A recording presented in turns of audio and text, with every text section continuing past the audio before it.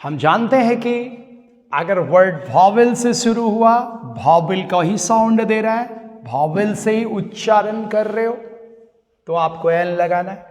Consonant से शुरू हो रहा है, कॉन्सोनेंट का ही उच्चारण कर रहे हो, ए लगाना है।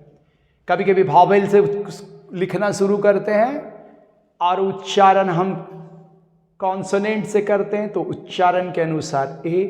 कभी कभी कॉन्सोनेंट से हम लिखना शुरू करते हैं, उच्चारण वॉवेल का करते हैं तो एन। इसका मतलब ए और एन का प्रयोग लिखने पर डिपेंड नहीं करता, बोलने पर डिपेंड करता है। जी हाँ, हम जानते हैं कि there are 5 vowels A E I O U. Consonant इसके अलावा जितने बचे 21 हैं, ये हम जान रहे हैं।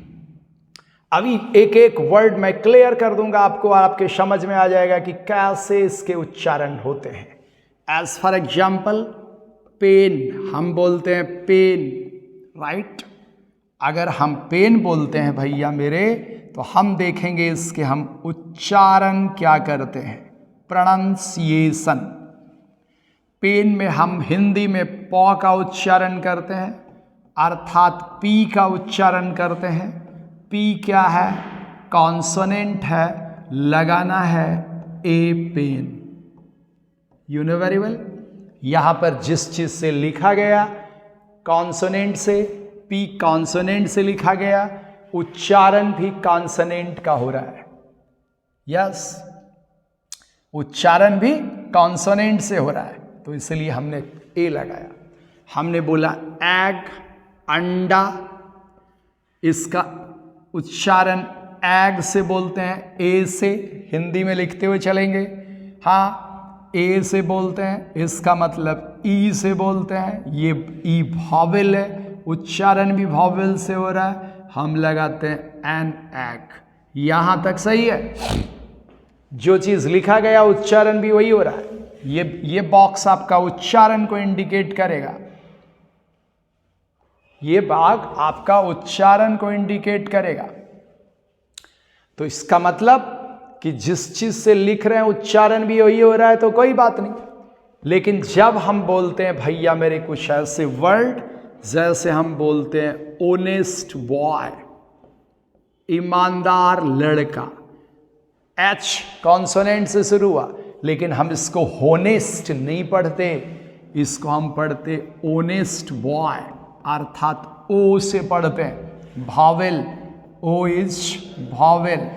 तब हमको लगाना पड़ता है एन ऑनेस्ट बॉय, क्योंकि हम जानते हैं ऑनेस्ट वर्ड में एच साइलेंट है, ओ से उच्चारण करते हैं तो एन लगाना पड़ा। लिखाया कंसोनेंट से, उच्चारण वॉवेल, उच्चारण के अनुसार एन। इसी चीज का ख्याल रखना है ए और एन के यूज में। जिया, फोकस ये करना है। अगर हम बोले यूजफुल थिंग, यूजफुल थिंग उपयोगी वस्तु, वॉवेल से शुरू हुआ, लेकिन यूजफुल को हम लोग यूजफुल बोलते हैं, वाई से यूज होता है, वाई से। वाई कॉन्सोनेंट है, वाई कॉन्सोनेंट है तो हमको लिखना पड़ता है ए यूजफुल थिंग, ए यूजफुल थिंग हमें लिखना पड़ा। आपका वर्ड शुरू हुआ वॉवेल से, लेकिन प्रोनाउंसिएशन हुए कॉन्सोनेंट से। प्रोनाउंसिएशन अर्थात उच्चारण बोलने के कारण हमको ए का यूज करना पड़ा। जी हाँ, ऐसे कई वर्ड आएंगे, वॉवेल से स्टार्ट करेंगे लिखना, लेकिन बोलेंगे कॉन्सोनेंट से, तो कॉन्सोनेंट के अनुसार ए, ऐसा होगा। अगर आपका वर्ड आ गया कुछ इस तरह का, अगर वर्ड आपका आ गया वन लेग्ड चेयर, एक टांग वाली कुर्सी, ठीक है। वन को हम वॉ से बोलते हैं, बोले तो डब्ल्यू या भी से बोलते हैं, ये दोनों के दोनों कॉन्सोनेंट हुए। वर्ड स्टार्ट हुआ वॉवेल ओ से, लेकिन बोले इसको वॉ से, डब्ल्यू से। कॉन्सोनेंट हमको लिखना पड़ता है ए वन लेग्ड चेयर, एक एक टांग वाली कुर्सी। लिखना पड़ा, बेशक लिखना पड़ा। अगर आपका वर्ड कुछ इस तरह का आया, यूनिवर्सिटी, यूनिवर्सिटी स्टूडेंट, यूनिवर्सिटी के छात्र, भावल से शुरू हुआ, लेकिन इसको हम पढ़ेंगे यूनिवर्सिटी को यू से, मतलब वाई से प्रोनाउंसिएशन, उच्चारण शुरू हुआ, बोलना। वाई क्या है भाई? कॉन्सोनेंट। लिखना पड़ा ए यूनिवर्सिटी स्टूडेंट। जी हाँ, उच्चारण के अनुसार सारे कार्य हो रहे। उच्चारण में आपका क्लियर कर रहा हूं एक बॉक्स में कि लिखावट क्या चीज से है और उच्चारण क्या है क्या, लगाना क्या है। उसी तरह से आप बहुत सारे यूज करते हो। आप यूज करते हो भाई एमपी, चुनाव में आप लोगों ने एमएलए एमपी का चुनाव किया होगा। जी हाँ, एमपी आप यूज करते हो।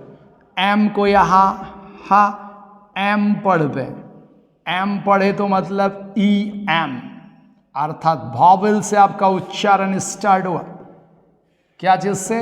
भावल से। तो आपको लिखना पड़ा एन एम पी। ऑब्वियसली आप लिखते हो एमएलए, आप लिखते हो, कभी कभी आप मिलने जाते हो एसडीओ साहब से। किससे मिलने जाते हो? एसडीओ साहब से। तो भैया मेरे, एस को हम लोग क्या बोलते हैं? एस, अर्थात ई एस। ये भी वॉवेल हुआ, ई से स्टार्ट हुआ। तो हमको क्या लगाना पड़ा? N S D O, right. SDO साहब नहीं मिले अगर आपको, तो आप बीडीओ साहब से मिल लियो। हाँ जी, हाँ जी, हाँ जी। तो बीडीओ में बॉ का साउंड होता है, अर्थात बी का साउंड होता है। बी क्या हुआ? कॉन्सोनेंट। ऑब्वियसली तब आप लगाते हो ए बी डी ओ। एक बार मैं एग्जाम देने के लिए बैठा हुआ था प्यारे छात्र छात्राओं, वहां पूछा हुआ था एनसीसी बॉय, एनसीसी बॉय। हम लोग के परीक्षा में आए थे कभी? जी हाँ, एनसीसी बॉय। यहां एन को हम एन बोल रहे हैं, बोले तो ई एन बोल रहे हैं, वॉवेल, ऑब्वियसली वॉवेल। तो अपन को लगाना पड़ा एन एनसीसी बॉय, लगाना पड़ा। That's clear. यहां तक आपका क्लियर होता है कि जो भी वर्ड लिखे जाएंगे उसके जो उच्चारण होंगे ए एन का यूज वहां पर होगा, उस तरह से होगा, ऑब्वियसली उस तरह से होगा। तो आपको सबसे पहला यहां हमारे बिहार और झारखंड की सबसे बड़ी ये कमियां रही हैं कि हमारा उच्चारण थोड़ा वीक रहा है, लेकिन इधर विगत कुछ वर्षों से हमने उस पर भी नियंत्रण मेहनत किए हैं और उस पर भी नियंत्रण पाने की कोशिश किया है कि हमारा उच्चारण अच्छा होना शुरू हुआ है। आप लोग भी थोड़ा भी दिमाग खोल के मेहनत करके आगे बढ़िएगा, आपके भी उच्चारण ऐसे होंगे कि अगला सुनकर आपसे फिर से बात करना चाहेगा कि कितना अच्छा बोलता है। उच्चारण सही होना जरूरी है। इसका मतलब कुल मिलाकर ये हुआ कि आप जो कुछ लिख रहे हो, लिखने के अनुसार हम ए और एन का प्रयोग नहीं करते, जो हम बोल रहे हैं बोलने के अनुसार ए एन का प्रयोग करते। हमको लगता है कि आप बेहतरीन समझे इतना एग्जाम्पल से। और प्यारे छात्र छात्राओं, ए और एन के यूज के बारे में थोड़ा सा और ध्यान देने वाली बात है। यहां पर आप याद रखेंगे कि ए और एन का प्रयोग, ए और एन का प्रयोग, ध्यान दीजिएगा, स्टार लगा रहा हूं मैं यहां, ट्रिपल स्टार। ए एन का प्रयोग आप सिर्फ काउंटेबल नाउन के लिए करते हो, जिससे हम गिन सकते हैं। काउंट मतलब गिनना, एबल माने योग्य, गिनने योग्य नाउन, वह नाउन जिसे गिना जा सकता है। काउंटेबल नाउन के लिए करते हो, वो भी सिंगुलर काउंटेबल नाउन के लिए, जब वो एक वचन में रहता है। ए एन का प्रयोग हम सिंगुलर काउंटेबल नाउन के लिए करते हैं। जी हाँ, अगर यही अनकाउंटेबल नाउन हो जाता है जिसे हम नहीं गिन सकते, अनकाउंटेबल नाउन अगर हो जाता है जिसे नहीं गिन सकते, जैसे वाटर, जैसे गोल्ड, जैसे सॉइल, तो ए और एन का प्रयोग नहीं होता है। ए और एन का मतलब एक है, आप समझ रहे हो। वही जब प्लूरल नाउन हो जाएगा, प्लूरल नाउन के साथ भी ए एन का प्रयोग नहीं होता है। होना क्या चाहिए, काउंटेबल नाउन में अगर सिंगुलर रहेगा तो इसका प्रयोग होगा। एज फॉर एग्जाम्पल आप देख सकते हैं, अगर आपको बोल दिया बुक, काउंटेबल नाउन है, गिन सकते हैं, हम बोल सकते ए बुक, वेरी नाइस। अगर आपका बोल दिया चेयर, कुर्सी, हम इसे गिन सकते हैं ए चेयर। अगर आपका बोल दिया एंट, अगर वर्ड्स कुछ रहा एंट, चींटी, हम बोल सकते हैं एन एंट। अगर आपके वर्ड दे दिए गए वाटर, हम नहीं गिन सकते ए वाटर या एन वाटर, बिल्कुल नहीं। क्रॉस, नो आर्टिकल, कोई आर्टिकल के प्रयोग नहीं होंगे, अनकाउंटेबल नाउन। बोल दिया गया गोल्ड, सोना, यस, सोना नहीं गिन सकते, सोने के सिक्के गिने जा सकते हैं, सोने के ज्वेलरीज गिने जा सकते हैं, आभूषण, सोना नहीं गिना जा सकता। Uncountable noun, cross. जी हाँ, अगर वो बोल दिया ऑनेस्ट या ऑनेस्टी, ईमानदारी, नहीं गिन सकते। ईमानदार लड़का गिन सकते, ईमानदार लड़की गिन सकते, ईमानदार लोग गिन सकते। ईमानदार, केवल ईमानदार नहीं गिन सकते, सिर्फ ईमानदार रहा, अनकाउंटेबल नाउन, क्रॉस। अगर आपका दे दिया बॉयज, ए या एन, बताइए, क्रॉस, प्लूरल है। अगर हम ए भरते हैं तो एक लड़के नहीं हो सकता, एक लड़का होता है।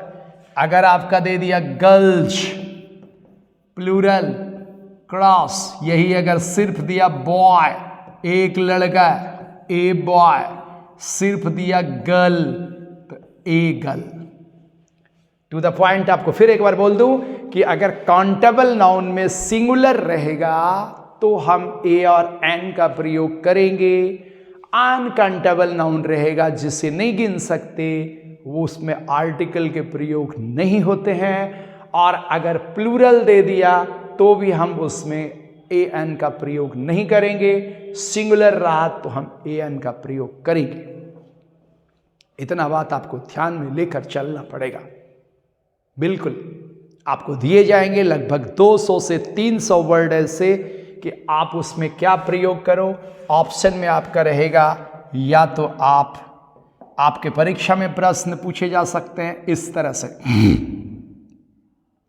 आपके परीक्षा में प्रश्न पूछेंगे, there are dash boy on the road, सड़क पर लड़का है। A, the, B, A, C, and D, cross. Cross मतलब नन ऑफ दीज। तो there is a boy, boy है तो ए डालना है। वॉवेल से शुरू होता तो एन डालते, प्लूरल रहता या अनकाउंटेबल नाउन रहता नन। तो आपका यहां पर भैया मेरे आंसर होने जा रहा है। आंसर के तौर पे आप क्या लिखोगे? बी। ये आपका आंसर हुआ। रंगने के मामले में आएंगे ए बी सी डी, आप बी रंगोगे। That is your answer.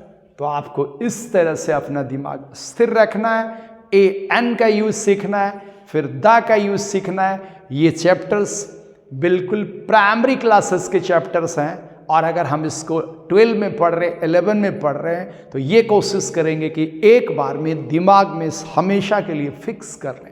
इसी के लिए प्रैक्टिस के तौर पे आपको एक पेपर दिए जाएंगे जिसमें 200 से 300 वर्ड रहेंगे। आपको फिलअप करना है।